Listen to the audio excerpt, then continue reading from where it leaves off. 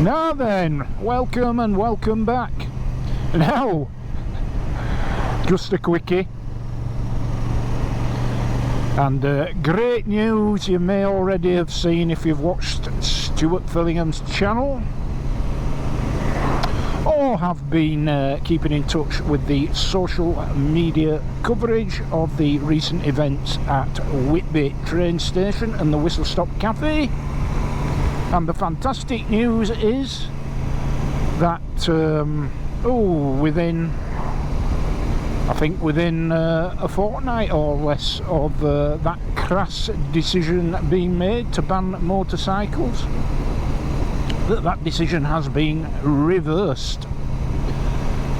And I'll just stick up the message uploaded to the Whistle Stop Cafe Facebook page here, and you'll see that it basically says that Northern Rail have taken the sign down, or are going to take the sign down, have lifted the ban, have conceded that motorcycles can park in the private bays adjacent to the cafe without having to pay,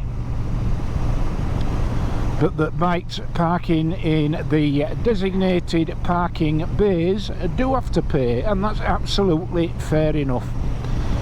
And they say up to 2 bikes in one bay. Now, I'm not so sure if bikes are cheaper than cars to park. I suspect not, but if that's the extent of the compromise, I think we could safely call that a result. So thank you, Uncle Stu, for mentioning me in your clip yesterday about this successful outcome, and I know you're far better connected than I am with MAG and such places. And I think that the success of that short campaign has been greatly aided by your video, Stuart, there, because it obviously, with your viewing numbers and subscriber numbers, carries well, certainly more than 10 times the clout of mine. Probably more than that, but all the better for it, yeah. So what it serves to illustrate, as Stuart said in that latest video, is that if particular groups come together and rally to a common cause and do so in a fact-based, well-reasoned, dignified way, then all things are possible, aren't they?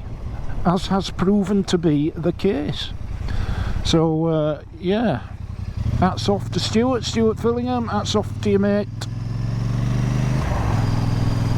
I think that you played a significant part in that process. That would be my best guess, but that's not to detract from other people like MAG and the cafe themselves that will have been involved to varying degrees.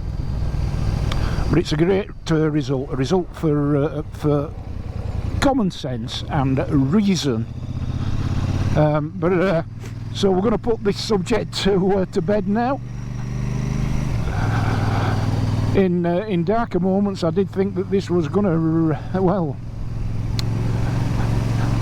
I did think that this was going to run on right into the start of the motorcycle season in what, 3 or 4 months' time. And I think all that's required now is that motorcyclists who can now recommence their recreational activities at the Whistle Stop do so with a degree of common sense. Don't tear the arse out of it. Once all the bays in front of the cafe are full, you can use the designated bays, but please try and get a couple of bikes in there, and make sure you pay, otherwise we'll be back to square one, won't we? So yeah, a result that. And I think I think Stuart's channel, unlike mine, I tend to be a little bit, I was going to say reactionary. Maybe I am reactionary, but I tend to get a little bit indignant if I think a certain community of which I'm a member is being disavowed in some way. I tend to get a bit uppity, whereas Stuart's a lot more measured in his response and more measured in his approach, as no doubt you'll have gathered if you've seen both my initial coverage of it and his, because mine were a little bit indignant, I think, but I stand by everything I said, and I also stand by the fact that some people in these big organisations are appointed to positions well beyond the sum of their talents, and that can often manifest itself in poor decision making, which has wider fallout. And indeed, as far as Northern Rail are concerned, recreational, or rather recreational, that as well, sorry, reputational damage on the back of decision making like this, because it does tend to suggest that they're a bit of an uncaring organisation, and I'm sure they're not. So there we are, yeah, a result. So yeah, onwards and upwards. So that's it for that, so I'll catch you soon. I'll see you.